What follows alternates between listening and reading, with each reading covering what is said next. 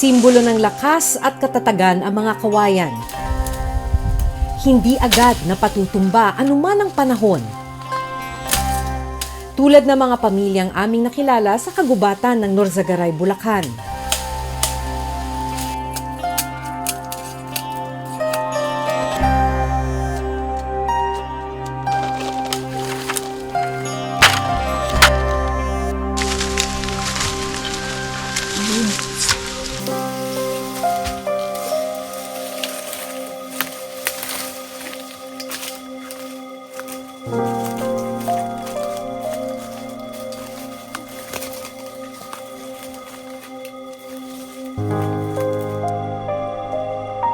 Hihingal ka na? Papagod ka? Pag napapagod ka, anong ginagawa mo? Naaawa nga po ako wala na magawa. Araw-araw nilang hinaharap ang hirap at mga hamon, makaipon lang ng kinakailangang 6,000 piraso ng kawayan.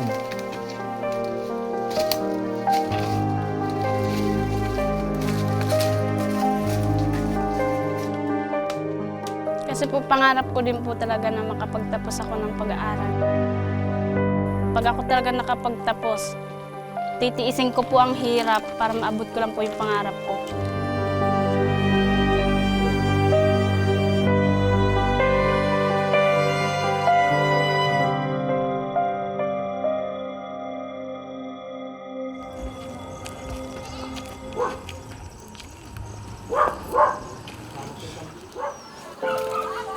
Maagang naghanda ang pamilya ni Gary ng kanilang almusal.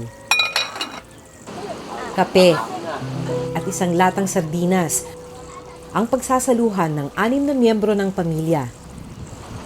Ayun po, kumain po tayo.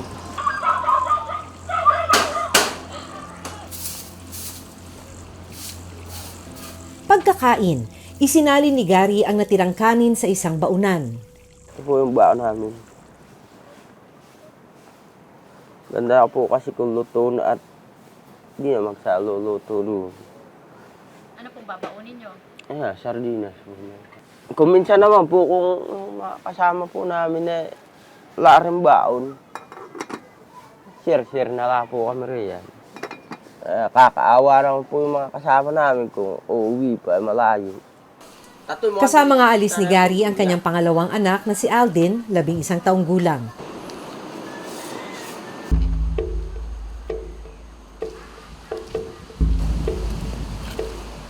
Pero hindi eskwelahan ang kanilang destinasyon, kundi sa isang masukal na kagubatan para magbungkawi o magtabas ng mga kawayan.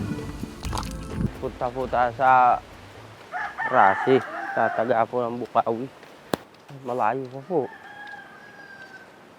Mga ilang oras kang maglalakad? Pero kung sa amin naman po, yung dire-diretso, wala pa naman po isang oras.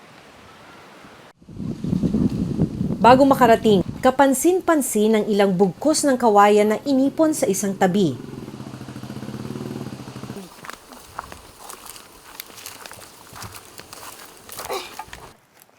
Kahapon namin kinuha po iyan, Nakailan kayo kahapon? 130 po ito. Ito po naman po lahat na ito.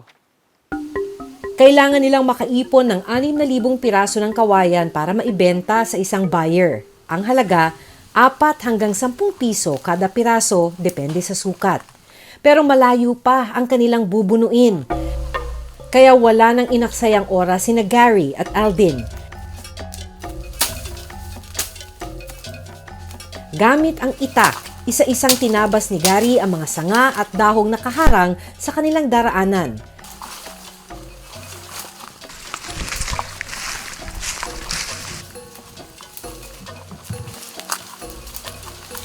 Matapos ang halos kalahating oras na paglalakad, narating ng mag-ama ang gitna ng gubat. Para makarami, agad na humiwalay ng pwesto si Alden. Sa ganitong paraan daw kasi mas mapapabilis ang kanilang pagbubungkawi.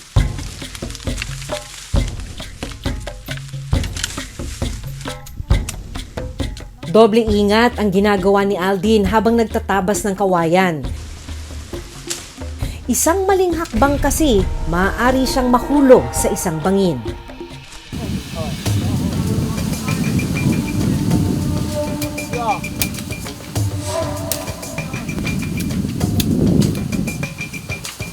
Sinimulan na rin ni Gary ang pagtatabas ng mga kawayan na bungkawi kung tawagin.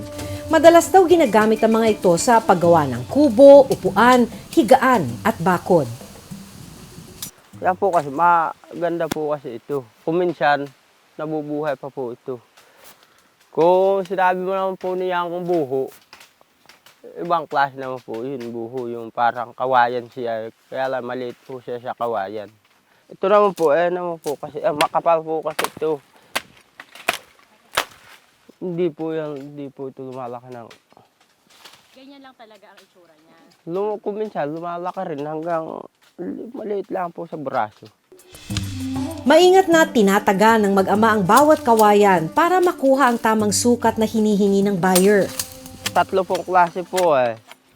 Kung may 7, may 8, tapos 12. Kwento ni Aldin, 10 taong gulang siya nang magsimulang magbungkawi. Ang gusto ko lang po magpumungkawi po. Sa kabila ng kanyang murang edad at payat na pangangatawan, mabilis ang kilos ni Aldin sa kawayanan. Ito lang daw kasi ang naisip niyang paraan para makatulong sa pang-araw-araw na gastusin ng kanilang pamilya. Parang katulong po ako nanay po. Parang kabili po ng pagkain namin. Makailang ulit na rin daw siya nasugatan habang nagbubungkawi. Saan ka nasugatan? Dito ka po. Saan? Ito po. Kamay, kumisang po sa paa ko. Anong nangyari dyan? Naiba po ng buho. Matapos ang mahigit 3 oras na pagbubungkawi o pagtatabas ng kawayan, nakaipon ng 13 piraso ng kawayan si Aldin. Pagsasamahin nila ang mga natabas na kawayan sa kaitatali gamit ang mga baging. Maingat nila itong papasanin sa kanilang balikat pababa ng gubat. Mabigat po ba? Ayan, at sakit ba rin sa balikat. Pero kung kay kilohin po, baka mga 50 po siguro. Yan, bigat na yan. Ayun, masakit. Siya halos parang babao na po itong piraso niya ito. Dahil sa bigat ng pasan-pasang kawayan,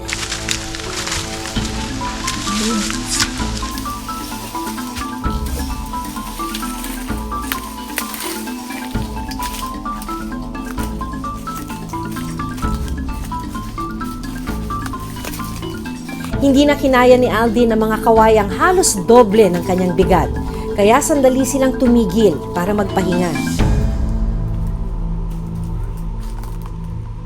Hihingal ka na? Papagod ka? Pag napapagod ka, anong ginagawa mo? Mamay na po.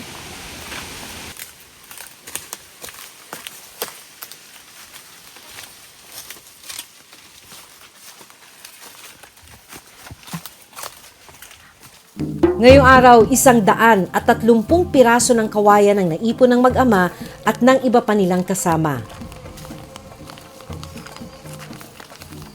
Kung tutuusin, pwedeng kumita ng 24,000 pesos o higit pa ang grupo ni Gary kapag nakumpleto nila ang mahigit 6,000 piraso ng kawayan na order ng buyer. Pero paghahati-hatian pa raw ito ng grupo. Pero dahil marami pa ang kulang, hindi agad mababayaran si Gary. Sa loob ng halos 2 taon, ito na ang nagsilbing silid-aralan ni Aldin. Nasa grade 10 na sana siya ngayon pero natigil siya sa pag-aaral nung nasa unang baitang. Gusto ko po mag-aral. Pangarap kasi niyang maging isang guro balang araw. Para makatulong po. Nakatulong sa... Tao. Naaawa nga po ako wala na magawa. Yung pangarap ko, makapag-aral lang sila, ayos na. Kung ano man ang pangarap nila, kung lalo may pinag-aralan sila.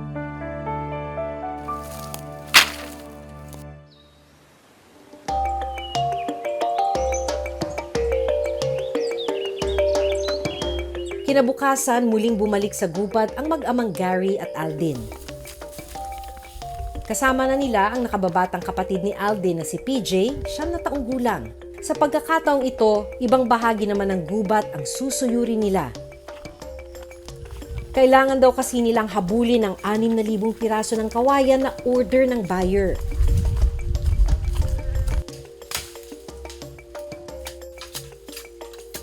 Mga ilang piraso pa kulang natin, kuya? Marami pa. 50 kasi po yung tali eh. Para bilang na rin niya. Kung sinabi niya, ilang tali niya eh yung bukawi. Per tali na lang bigyan. Kaya ang grupo tulong-tulong sa pagtatabas.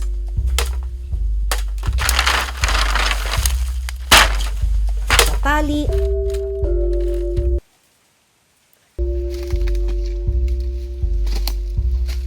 at pagpasa ng bungkus-bungkus na kawayan.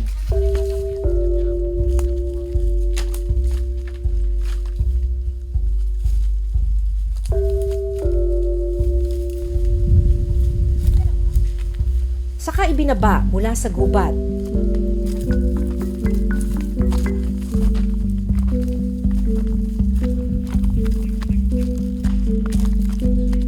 Nang makarating sa patag, isa-isa nang binilang ng grupo ang mga natabas na kawayan. Humigit sa 1,000 sa aming grupo lang po.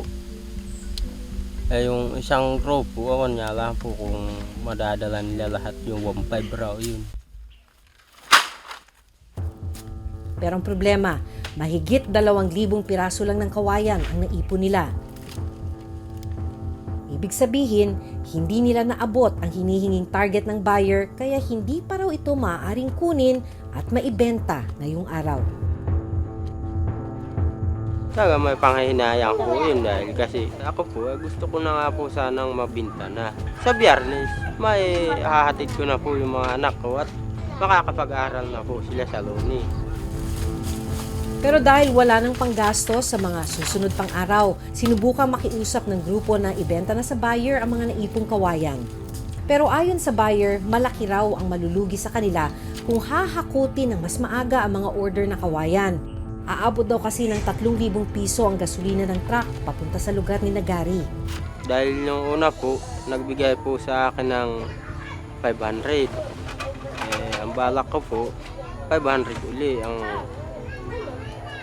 hiramin ko sa kanya. Ay, paano kung hindi siya pumayag na magpahiram sa iyo? Wala po akong magagawa dahil po siya po ang mamili hintay na lang po ako na kung anong araw yung kuha niya, makompleto namin yung buho.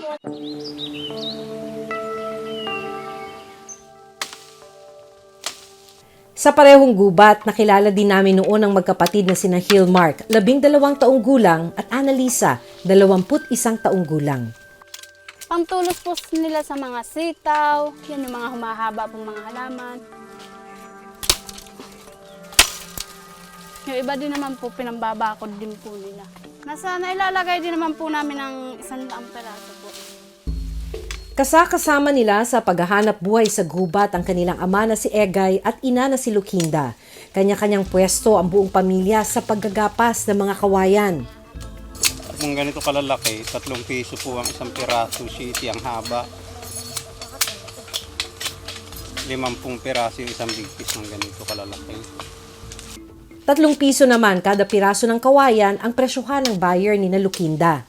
Humihirit pa ho sana kami ng dagdag. Ay, ang sabi ho niya sa amin, kung magre-reklamo pa daw kami, maghahanap pa kami ng kadagdagan pa doon sa 3, ibinta na lang daw namin sa iba. Wala naman ho kaming alam na bintahan na iba kung hindi siya laang. Kaya nagtiis na ho kami doon sa 3. Pero kapansin-pansin na maingat si Annalisa habang naggagapas ng kawayan. Dito namin napag-alamang 2 buwang buntis na pala siya sa kanyang pangalawang anak. Medyo mahirap pero kinakaya naman po. Kasi nandyan po yung mga magulang ko, supportive po sa akin, tinutulungan nila ako sa pag-aalaga sa anak ko. Kaya kahit mahirap, kailangan daw niyang tiisin ang bigat ng trabaho para makaipon ng pera para sa kanyang panganganak. Medyo may takot din po. Kaso kung parang natatabon sa isip ko na napapatong talaga, ay hindi ko kailangang iasa to sa asawa ko. Tumigil na rin sa pag-aaral si Annalisa nung siya ay nasa grade 3 pa lang. Pangarap ko din po talaga na makapagtapos ako ng pag-aaral para matulungan ko nga po mama ko at siya mga kapatid ko. Kaso hindi na po talaga kaya ng mama ko, kaya mas pinili ko na lang din pong mamasukan dati. Pangarap niya raw sanang maging nurse. Mula nung pagkabata pa po ako, yun na po talaga ang bukang isip ko po talaga na pag ako talaga nakapagtapos, titiisin ko po ang hirap para maabot ko lang po yung pangarap ko.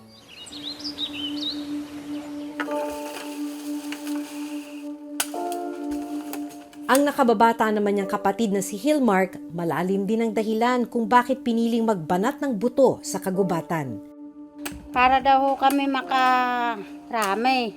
Kuwan ho talaga niya, ipon ho kami ng pira para makabili kami ng bangka. Ang bangka raw sana ang magiging service ni na Hillmark at ng mga kapatid papasok sa eskwelahan. Pero dahil walang magamit, pansamantalang nahinto sa pag-aaral si Hillmark. Gusto ho niya makapasok uli. Ay, kaya nga sabi ko sa kanya, magtulong-tulong tayo para makabili tayo ng bangka.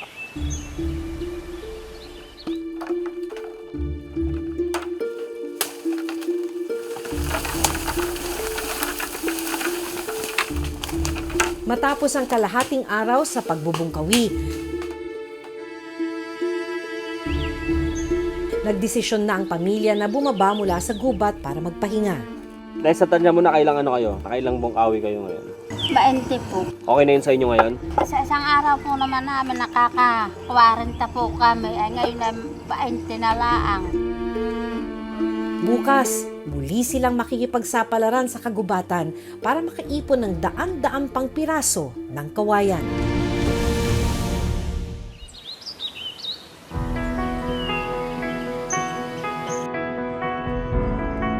Nito lang nakaraang linggo, muli naming binalikan ang pamilya ni Lucinda. Pansamantala muna silang tumigil sa pagbubungkawi. Hindi na po namin maasikaso rin po yung pagpuputol na mahinga po kasi kami. Kasi tulad po ng mister ko, nagkaroon ng sakit. Yung bahay pa namin, hindi pa mayari-yari. Hindi na po namin makayanan din, kaya kahit pa unti-unti, gumagawa na lang din po kami ng pamamaraan para yung iba namin pangailangan sa paglalaba man lang ay nakukuha ko. Pero ang malungkot, natuklas ang may sakit sa puso ang kanilang padre de pamilya. Nangahihina po ako tapos nahihilo. Bumabagsak nga po ako kung minsan. Sabi ko, masama na ito, baka hindi na ito ma-resolbahan ko. Ito po yung reseta ko po at saka yung Nakapagpatingin daw sa doktor si Egay pero ni minsan hindi niya raw nabili ang mga gamot na nireseta sa kanya. Talagang napakahirap po. Dahil yung lahat pong bagay na gusto kong makuha namin, mabili. Wala kaming maipambili dahil nga doon sa hindi ako makapagtrabaho. Kasi noon na po yung kinikita niya. Pambili lang ng bigas, wala pang ulam. Kaya mahirap po talaga. Sa ngayon, sa paglalabada na lang ni Lucinda, umaasa ang buong pamilya. Pero sa kabila ng mga problemang dumaan sa kanilang pamilya, may magandang balita na hatid si Gilmark. Nakabalik na siya sa kanyang pag-aaral at nasa grade 4 na siya ngayon. Kaya ako po gusto mag-aral po, gusto ko makapagtaos po. Gusto ko maging teacher po. Maibahagi ko po sa kanila yung natutunan ko po. Nanganak na rin ang kanyang ate na si Annalisa. Sa survey na ginawa ng Social Weather Stations o SWS nito lang December 2024, umabot sa 63% o mahigit 17 million families ang itinuturing ang kanilang sarili na mahirap. Ito na raw ang pinakamataas na bilang sa loob ng 21 taon. 11% naman o 3.03 million families ang nagsasabing nasa borderline sila ng pagiging mahirap at hindi mahirap. Habang 26% o 7.18 million families ang nagsabing hindi sila mahirap. May tuturing na nasa informal sector ang pamilya ni Gary at Egay. Walang kasiguruhan kung magkano ang kikitain nila kada araw. Madalas sila rin ang walang access sa mga credit at training. Kaya kailangan nila ng tulong mula sa gobyerno. Sa datos mula sa Ibon Foundation, sa buong bansa, nasa 20.3 milyon na Pilipino ang nasa informal sector. Mahirap siya, kulang tamang suporta. Kinakailangan din sa pag-address ng mga issues natin sa informal work. Magandang ma-transition sila into the formal economy. Susunod, nito lang Miyerkules, idilapit ng Reporter's Notebook ang pamilya ni Gary at Tukinda sa Municipal Social Welfare Development Office o MSWDO ng Norsagaray, Bulacan.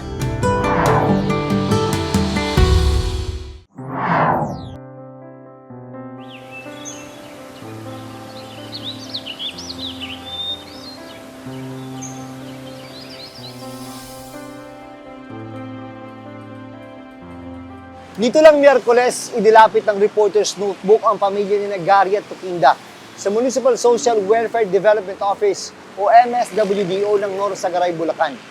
Dito ipinaliwanag sa kanila ang mga serbisyong maaari nila makuha gaya ng medical assistance, educational assistance at food assistance. Halimbawa, libreng check-up, libreng gamot, maibibigay po talaga namin yon. Libreng pag-aaral, wala pong problema doon. Pero dahil napag-alamang sa DRT nakarehistro ang pamilya, agad na nakipag-ugnayan ng Norsagaray MSWDO sa DRT. Ang pamilya ni Aldin, umaasa ring makatatanggap ng iba pang tulong mula sa lokal na pamahalaan. Sa akin po sana taga matutulungan po ako. At malano sa kaya malano mga anak kong nag-aaral sa polo. Bangka. Oo. Pag-aaralan din daw ng MSWD office ang iba pang programa na pwedeng maibigay sa parehong pamilya. Si DSWD program po kasi yon, ipapa-verify ko po kung naisama na sila doon, malaki-laki po yung pwede nilang makuha doon. Basta maitawid lang po namin sana yung pang araw-araw lang po namin kailangan.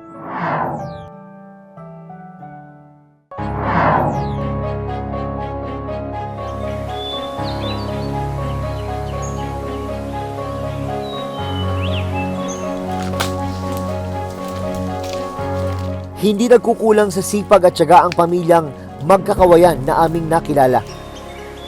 Gumagawa sila ng sariling diskarte, umaasa sa sariling kakayahan para mairaos ang araw-araw.